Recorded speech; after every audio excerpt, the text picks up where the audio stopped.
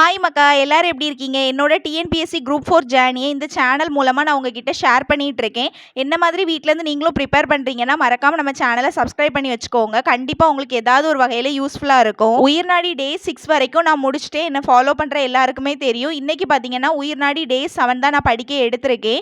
இன்னைக்கு விசேஷ வீட்டுக்கு போகணும்னு சொல்லியிருந்தேன் பார்த்தீங்களா, அங்கே போயிட்டு வந்தாச்சுன்னா படிக்கவே தோணாது. அதான் மொதவே படிச்சுட்டு போயிடலான்னு சொல்லிட்டு உட்காந்து படிச்சுட்டு இருக்கேன். என்னோட கமெண்ட் செக்ஷனில் நிறைய பேர் நான் ஸ்டெனோ போத் ஹையர் கம்ப்ளீட் பண்ணியிருக்கேன், அப்புறமா ஸ்டெனோட கரண்ட் சிச்சுவேஷன் என்னன்னு சொல்லுங்கன்னு சொல்லி கேட்டிருந்தீங்க. அதை பற்றி சொல்கிறதுல எனக்கு எந்த இஷ்யூவும் இல்லை. யாருமே இதை வந்து டீமோட்டிவேட்டடாக எடுத்துக்காதீங்க. இது வந்து ரியாலிட்டியை தான் நான் உங்ககிட்ட ஷேர் பண்ண போகிறேன். ஸ்டெனோ போத் ஹையர் நான் முடிச்சிட்டேனா அப்படின்னு நிறைய பேர் கேட்டிருந்தீங்க. ஸ்டெனோ போத் ஹையர் பார்த்தீங்கன்னா நான் வீட்டிலேருந்து படிச்சு தான், அதாவது நான் ப்ரைவேட் கேண்டிடேட், ப்ரைவேட்டாக படித்து தான் நான் வந்து எக்ஸாம் வந்து பாஸ் பண்ணேன். ரெண்டுமே நான் வந்து ஃபஸ்ட் அட்டெம்ப்ட்லேயே கிளியர் பண்ணியிருந்தேன். உங்களுக்கு நிறைய பேருக்கு தெரிஞ்சிருக்கும், ஒரு எக்ஸாம் வந்து பயங்கர டஃபஸ்ட் எக்ஸாம் ஒன்று கேட்டிருந்தாங்க. அதில் வெறும் 48 பேர் பாஸ் பண்ணியிருந்தாங்க. அந்த 48 பேரில் ஒருத்தி தான் நானும் பாஸ் பண்ணியிருந்தது. இப்போ நான் எப்படி டிஎன்பிஎஸ்சி குரூப் 4 எக்ஸாம் வீட்டிலேருந்து செல்ஃபாக ப்ரிப்பேர் பண்ணுறனோ இதே போல தான் நான் ஸ்டெனோவுக்கும் வீட்டிலேருந்து ப்ரிப்பேர் பண்ணியிருந்தேன். நான் வந்து ப்ரைவேட் கேண்டிடேட்டாக தான் எக்ஸாம் எழுதியிருந்தேன்.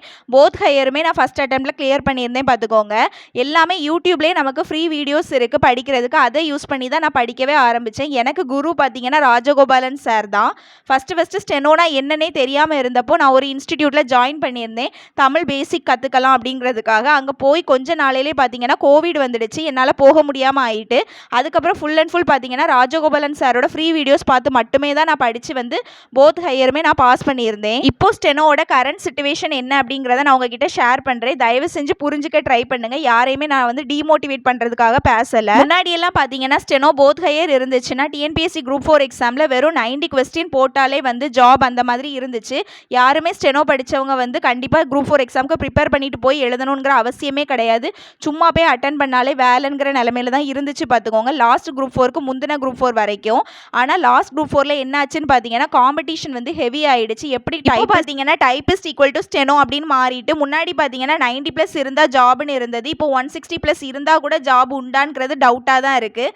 அந்த லெவலுக்கு ஸ்டெனோ மாறிட்டு லாஸ்ட் குரூப் 4க்கு முந்தின குரூப் 4 வரைக்கும் பார்த்தீங்கன்னா ஒரு ஹையர் ஒரு லோயருக்கு கூட வேலை கிடைச்சிது. ஆனால் லாஸ்ட் குரூப் 4ல போத் ஹையருக்கே வேலை கிடைக்கல. இதுதான் ரியாலிட்டி. இப்போதான் நீங்கள் வந்து ஸ்டெனோ வந்து ஃபஸ்ட் டைம் வந்து ப்ரிப்பேர் பண்ண ஆரம்பிக்க போறீங்க அப்படின்னா தயவு செஞ்சு புக்கை எடுத்து படிங்க. ஸ்டெனோ வேண்டாங்கிறது தான் என்னோட ஐடியாவாக இருக்கும். ஏன்னு பார்த்தீங்கன்னா இப்போ ஸ்டெனோட சிலபஸ் எல்லாமே மாற்றிட்டாங்க. இப்போ நீங்கள் வந்து இங்கிலீஷில் பார்த்தீங்கன்னா ஜூனியர் முடிக்கணும், நெக்ஸ்ட் இன்டர் முடிக்கணும், அதுக்கப்புறம் ஹையர் முடிக்கணும். டேரெக்டாக நீங்கள் சீனியர் பண்ண முடியாது. அந்த 3 அட்டெம்ப்ட்லேயுமே நீங்கள் வந்து ஃபஸ்ட் அட்டெம்ப்டில் பாஸ் ஆகணும். இல்லைன்னா இன்னுமே உங்களுக்கு நாட்கள் வந்து தள்ளி தான் போகும். உங்களுக்கு அந்த நேரத்துக்கு டிஎன்பிஎஸ்சிக்கு புக் எடுத்து படிச்சிங்கன்னா இந்நேரம் உங்களுக்கு வேலை எடுத்துகிட்டு போயிடலாம். நிறைய பேர் வந்து இங்கிலீஷ் இன்டர் வரைக்கும் முடிச்சிருப்பீங்க, ஹையர் பண்ணிட்டு இருப்பீங்க. அப்படி இருக்கிறவங்க வந்து கண்டிப்பாக ஹையர் கம்ப்ளீட் பண்ணுங்கள். ஏன்னா நீங்கள் பாதி கடலை தாண்டிட்டீங்க. ஆனால் இப்போ தான் ஆரம்பிக்க போகிறேன் அப்படின்னு நிலமையில் இருக்கிறவங்க கண்டிப்பாக ஸ்டெனோ பெஸ்ட் சாய்ஸ் கிடையாது.